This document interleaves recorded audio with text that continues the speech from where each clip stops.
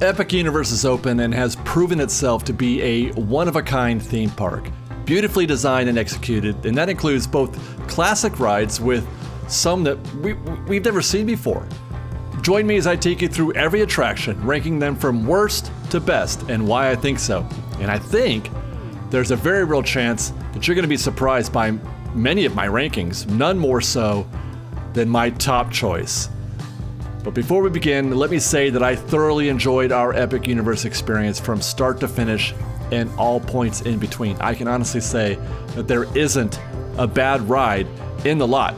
But if we're ranking from worst to best, one of these rides has to be the worst. That ride is Dragon Racer's Rally at the Isle of Berk. It's a traditional Skyfly flat ride straight out of the Carnival Attraction Starter Kit. But even that's okay. I don't mind Carnival attractions as a choice. This is personal. I just can't spin. I'm not a spinner guy. Don't like to spin, don't like to loop. I don't like to invert. My body just can't take it. And since this is my list, then it has to go last. But I'm certain there's lots of you that love this kind of attraction. If you do, you'll probably love this one. The queue is terrific, by the way. Well designed and executed with lots of in-theme explainers showing you how you can increase the thrills while you're on the ride. And they could very easily have made this whole experience light on theme, but they didn't. They did a great job of bringing you into the How to Train Your Dragon universe. But again, just a basic Skyfly flat ride. It is what it is. As a ride experience, that is 3 out of 5. Oh God, oh God, oh God, oh God, oh God. Oh no, no, no, no, no, no, no, no. Just keep it cool, keep it cool. Okay, we're just flying a dragon, no big deal. No, I am so thin that I can just move around in this seat. I do not feel secure. Number 10 on our list of the 11 total attractions is Bowser's Challenge in Super Nintendo Universe. This is the Mario Kart ride. Like Dragon Racer's Rally, it's this low on this list not because the ride is necessarily bad, but because something has to be 10th, and because we've already been going on this one a bunch at Universal Studios Hollywood for a couple of years now. The queue here, obviously, at Epic Universe is as equally as impressive and well done as the one in Hollywood. Easily, the queue for this attraction is one of the best queue experiences that I've ever had. I've already had it in Hollywood. It's a true achievement, though, in theme design. But if I'm being honest, and I've said this about the attraction when it arrived in Hollywood, it's not at all like the Mario Kart game. There are characters, what we see are things that we're familiar with in the ride, but it's not a race at all. It's not any kind of race. And actually, it's not even fast. It's the speed of a dark ride. The projected features with the goggles, the gameplay, that's kind of a weird choice as well. I almost would rather they simply stuck with a dark ride theme and just made it all practical. But it's still a highly entertaining attraction and a true thematic experience. So I'm giving this one 4 out of 5.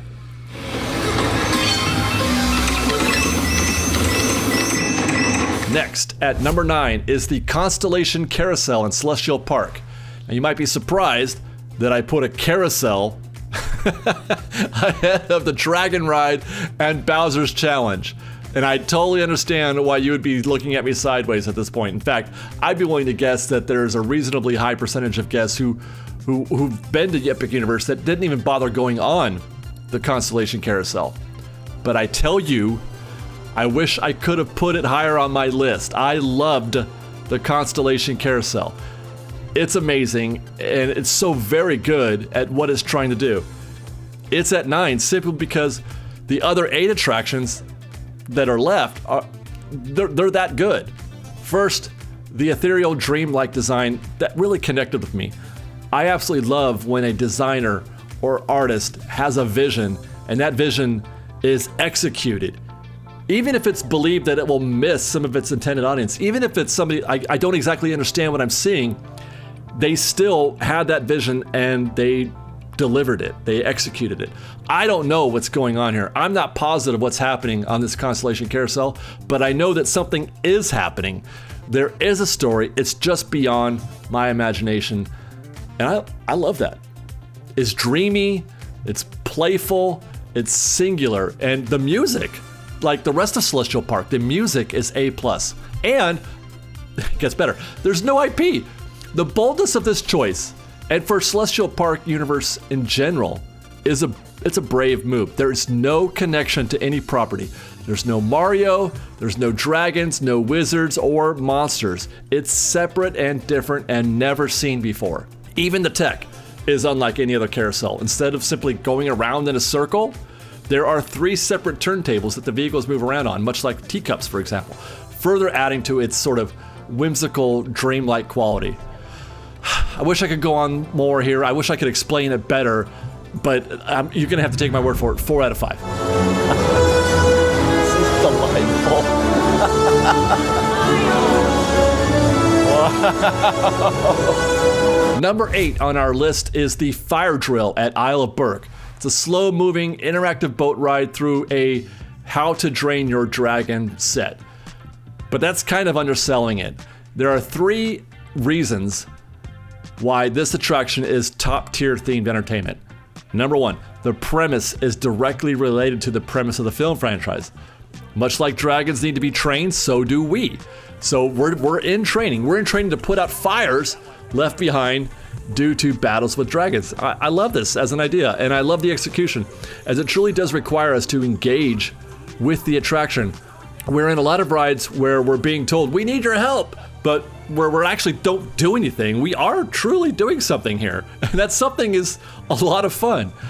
Second, the production design, top tier. They could have gone cheap here, fewer sets, less detail, less color, but they built more.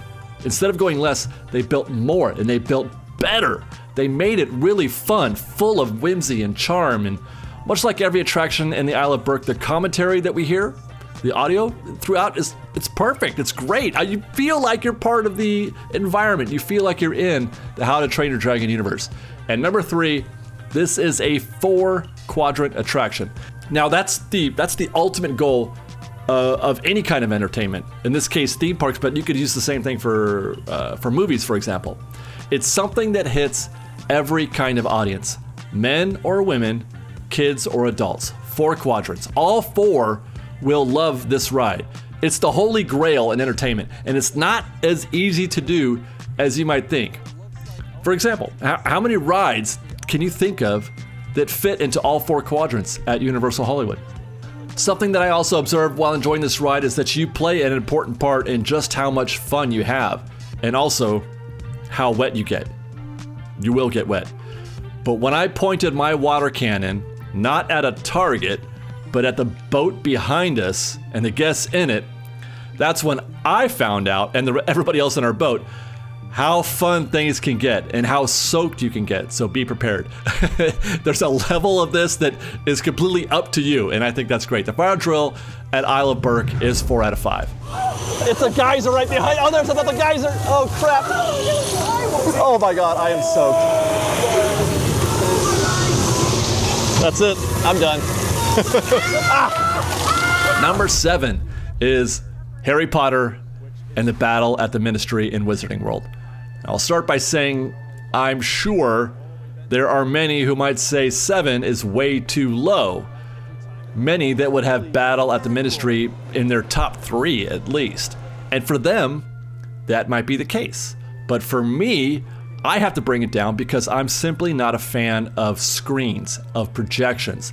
And this ride makes heavy use of screens. Almost the entire ride is a projection. I'd guess somewhere around maybe 85% of the show is screens and maybe 15% are practical. I will say though, and this is something that I've heard repeated by other people, there is one point in the show that is very convincing. So convincing to the point that I believed it possible that there was a live actor performing on the ride.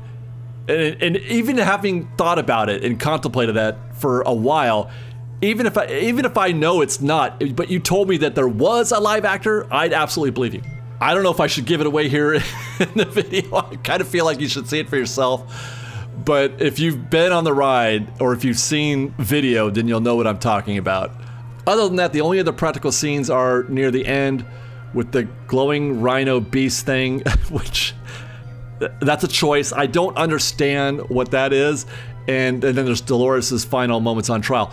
But like our opinions of the Skyfly ride at Isle of Berk, I'm positive there's a large percentage of guests who have no problem with the overuse of screens or even the absolute mayhem that is happening on screen. And by that I mean, I have no idea what's happening in the story. It's all, so much is happening. There's so much going on in just 4 minutes. It's dizzying. It's too much is happening, both visually and, presumably some kind of story is happening, and there is one. I feel the same way about Escape from Gringotts and Forbidden Journey. A lot going on. This is even more hyper, kinetic than those attractions were. Now, having said that, the interior queue is an absolute legend of a space. The fact that all those black and green tiles are actual ceramic tiles, I didn't think they were. I thought they were veneer. Somebody said, no, they're real tiles. That's amazing. So the sense of awe that you feel when going through the flue, the green thing, and arriving inside the Ministry, I think Universal understood this, and that's why they don't force guests to go right away into the queue. You don't get rushed through that process. The queue becomes wide open. You can just linger in that space for as long as you want. A brilliant decision. It lets people really just experience the awe and wonder, and then you can get back in the queue at your own pace, at your own leisure. The whole thing is spectacular, but not so much that I want to make it, the ride itself any higher than a 7. But I will give it a 4 out of 5.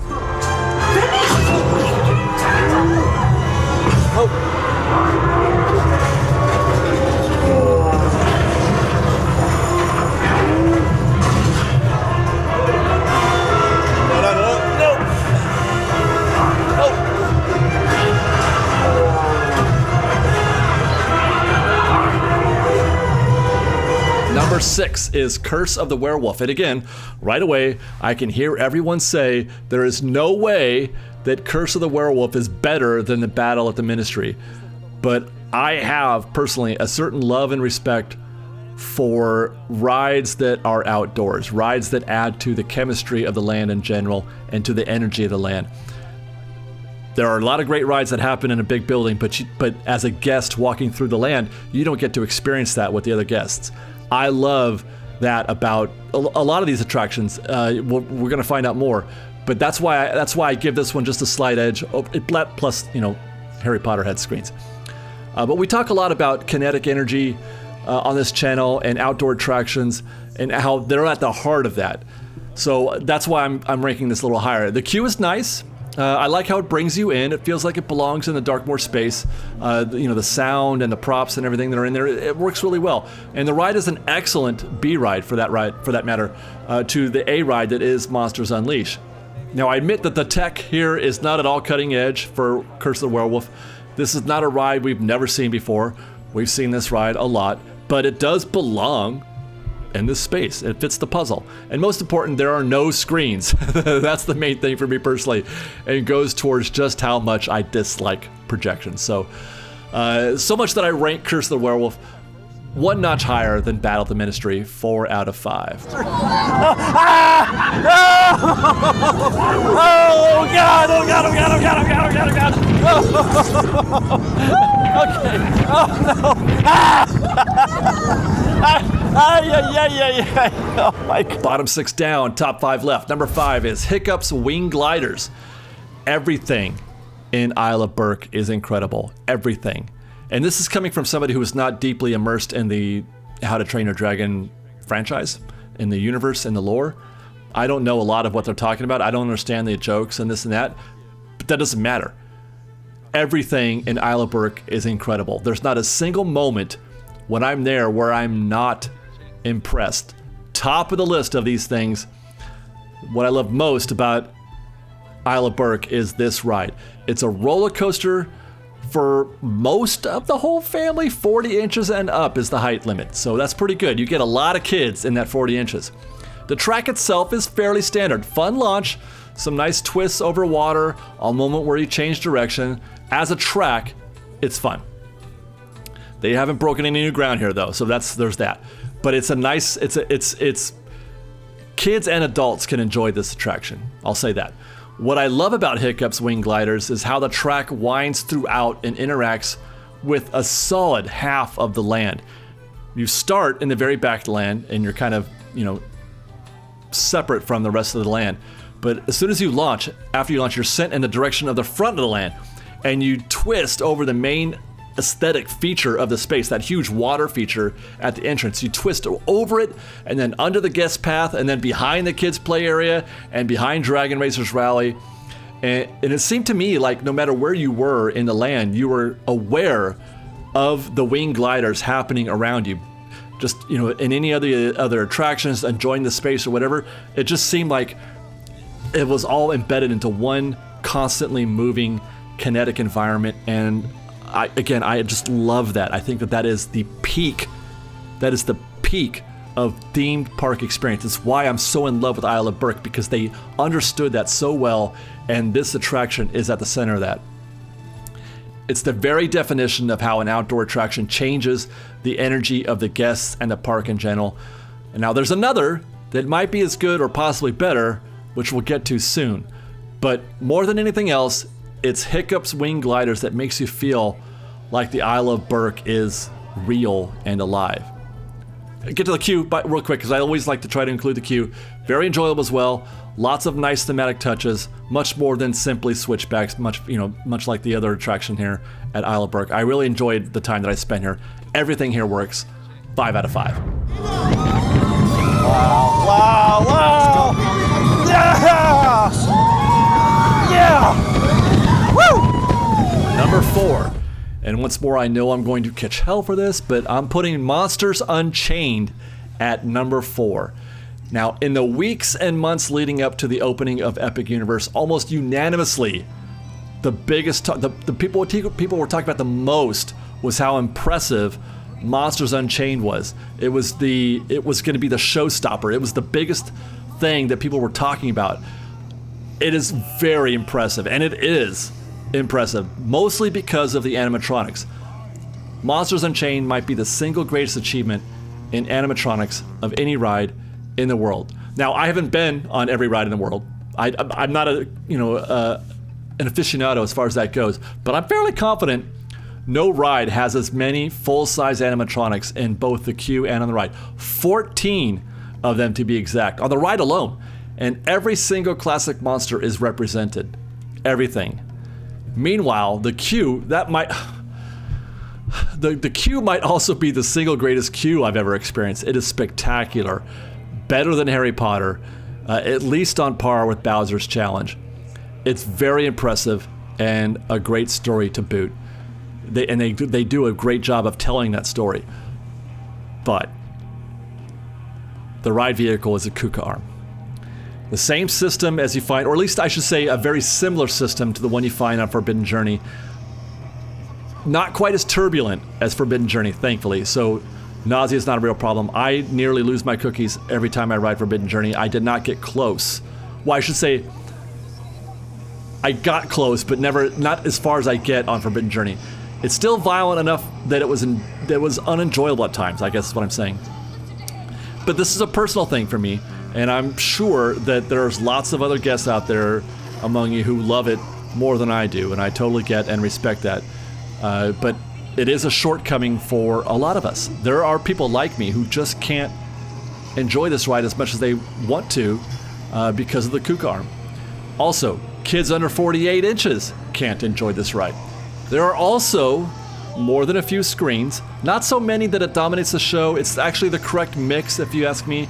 The stars of the show are most definitely the animatronics, but screens are present. They do feature. This ride is groundbreaking, world class, never seen before in a Triumph, but also possibly unrideable by some. It's fascinating that it could be both things at the same time. Groundbreaking, stunning, and also I can't go on it. Still though, gotta give it 5 out of 5. Monsters will bow to the name Frankenstein. Thank you for coming. Good of you, All right, we're at the top 3 now, and this might have some of you asking, if Monsters is 4 and Ministry is 7, does that really mean? Yes. Number 3 on our list is Yoshi's Adventure. This is going to be a brief review, of why, because the ride itself is quite simply. Its simplicity is why I love it so much, though. Yoshi's Adventure is a people mover. A people mover that is themed to one of the cutest, most lovable characters in the history of gaming. A people mover themed to a super cute character through a land with perhaps the most personality and the most energy that I've ever experienced. Super Nintendo Land is a one-of-a-kind experience, unlike any other. No matter where in the world you're enjoying it. Yoshi's Adventure, it's a slow-moving stroll through that space where you get to just listen to Yoshi make his cute little Yoshi sounds while playing some kind of interactive game that I still don't quite understand with Yoshi eggs, but I digress. I'd be willing to guess that Yoshi's Adventure is in the bottom 3 of many lists, maybe beating out the Carousel and Dragon Racers Rally. But for me, someone who prizes people mover-like attractions above all others, and I mean that, People Mover is my favorite ride, I'm in love. We didn't get this at Universal Hollywood, and I will forever regret that they couldn't make that happen. Because it turns a good land into a world-class universe. It's a shame we'll never get to see it in Hollywood. 5 out of 5.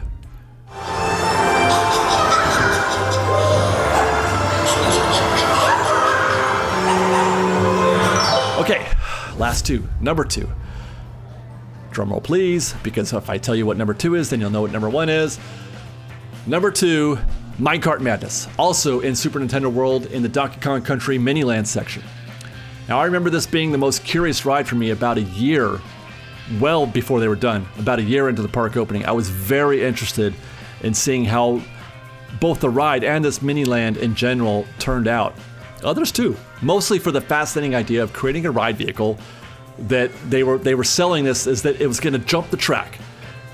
There are gaps in the track, and the minecart would jump over them, like in a video game. Then we watched them build it over the course of time via BioReconstruct on Twitter. Then we saw how the track jumping concept actually worked. Then we saw the land developing. Through all this time, my anticipation was growing, as were my expectations. I thought this might be the coolest idea for a roller coaster ever constructed. And as it turns out, this was the very first ride that I got on when visiting Epic. And in spite of the 2.5 hour wait, I was not disappointed. Downsides first though. It's not particularly fast. It's not particularly roller coastery. I think they want kids to ride it, so it's not a super fast ride. It's not super turbulent. The track jumping effect actually doesn't look all that impressive from the outside looking in, like when you're in the queue and you're watching the ride go by while you're waiting. It doesn't look all that impressive. Matter of fact, you're not even positive that's what you're seeing. But when you're on the ride, this might be the most fun I've ever had on a roller coaster. And I emphasize the word fun, as opposed to thrills and scares and things like that. This is the most fun I've ever had on a roller coaster. And a lot of that has to do with being a longtime fan of Nintendo. I bought my first NES something like 40 years ago. When it was a new thing. Hey, have you played the NES? That was me. I played Duck Hunt like it was Call of Duty. I played Donkey Kong in actual arcades at the mall, quarters on the display screen to hold my position. I'm next, there's my quarter. If you know, you know. So when I tell you I was hyped for this ride and the relief I felt when it delivered all the visuals I could have hoped for, believe that. We are in Donkey Kong Country. It's alive. The speed and thrills are just about perfect for me, as it turns out, much in the same way as Hiccups Wing Gliders. The exact kind of roller coaster I love most, or at least I thought. Stay tuned. The track jumping actually turned out to be my favorite part of the ride. Not because it was, it may not look like much when you pull back the curtain, but when you're actually on the ride and you see the gaps in the track and you hear the sounds that go with the jumping, well, personally, I was very convinced. There were moments where like, oh crap, how are we going to do this? But more than anything, I absolutely love when a theme park is able to fully theme a roller coaster. It's difficult to do. Theme a roller coaster. You go to Magic Mountain and they paint it green and they call it the Joker ride. Big Thunder, that's perhaps the best example of this that I've ever seen. Even Hiccups lack theming in a few areas. There are some very bare areas of Hiccups. But at Minecart Madness, every moment on this ride, you feel like you're in a themed environment first, and then on a ride second. And that's what I'm all about. I'm not a roller coaster guy necessarily. I'm a themed environment guy. This is as good as I've ever seen. And it's even better, actually, on the ground when you're in the land. The energy that Minecart Madness gives to the space it's in is incredible. Absolutely incredible. I want to re-ride most of the attractions at Epic Universe, but none more than Minecart Madness. Maybe even more than our number one pick. Let me explain.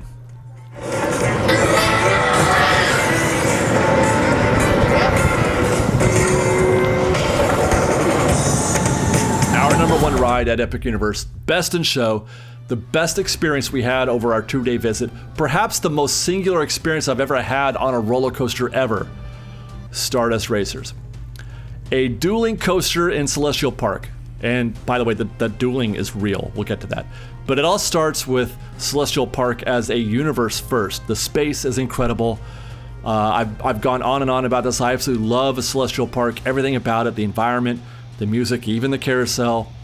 There's no IP here, as noted before. There's no theme that you can relate to. No plumbers, no dragons, no wizards or monsters. In spite of this, when going through the queue, and especially walking into that final stretch leading you to the ride vehicles, I just now I felt chills thinking about this. It doesn't seem like much, but it's the most unique environment that I've ever been in on a roller coaster. You really felt the theme in ways that I cannot describe, just like the carousel. It's some other kind of reality. Like in the vlog, I tried to compare it to Myst or maybe Sky Captain in the World of Tomorrow, but neither one of those really does justice. I also said in that vlog that they should have sent a poet, because only a poet could find the words to convey how all of this feels to the guest, or at least to me personally. The music, it's incredible. The sound effects you hear while waiting for the vehicle, incredible. The flux capacitor on the back of the ride vehicle, amazing. I don't even know if I have a photo of that. I hope I do. But it's there. There's a flux capacitor. But of course, it's the ride itself that goes beyond anything that I have ever experienced. Unexpected. That's a good word. At the initial launch, that double burst of speed, you have to have ridden it to know what I mean, but it's unlike anything that I've ever been on. The first top hat, incredible. At that point, I'm just hanging on. I'm actually expecting the worst, something to make me, I feel like I'm sure I'm gonna lose my lunch, but it never happens. It's perfection.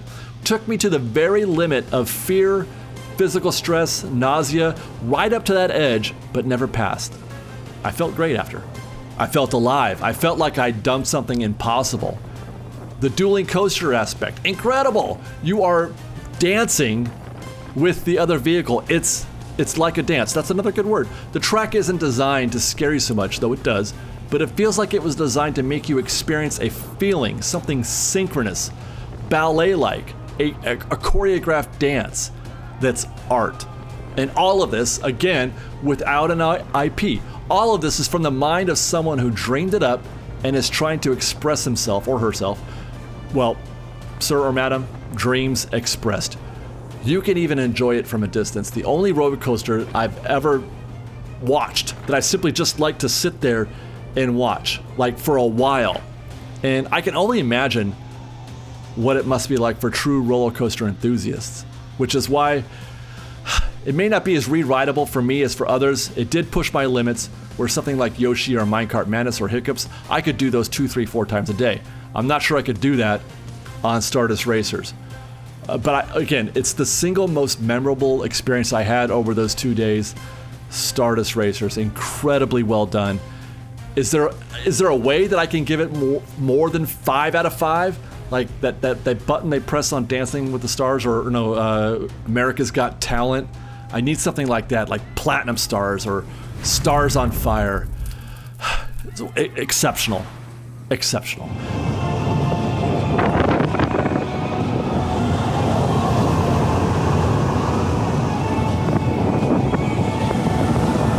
They should have sent a poet. I just cannot describe to you how amazing and different that experience was for me. Now, I am not a world traveler when it comes to, roller coasters and, big roller coasters. Look at, there they go.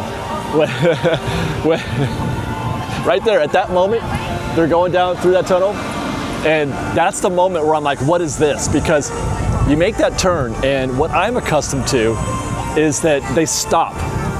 You know, either you wait like a Ghost Rider, you stop after you make that first turn, and the chain grabs you, and the chain starts to pull you up the hill, the first lift hill, or at Incredicoaster when they come around the corner and you stop, and then they launch you. Here, they come around the corner and you start rolling, and you're like, okay, we're gonna come to the stop, but no, they don't stop. They hit the NOS, and you go while you're already moving, and then you're like, oh, that's cool. I really enjoyed that. And then they hit the NOS again. It's a double whatever boost, and it's like, it's boom, boom, boom, you know, and it's just incredible. It's incredible. Anyway, those are our rankings for all 11 rides at Epic Universe. Agree or disagree? Tell us. Then enjoy our 2 vlogs from the parks, and stay tuned as we're going to be back for another day in May. Till then, be safe out there, be kind to one another. Fresh baked.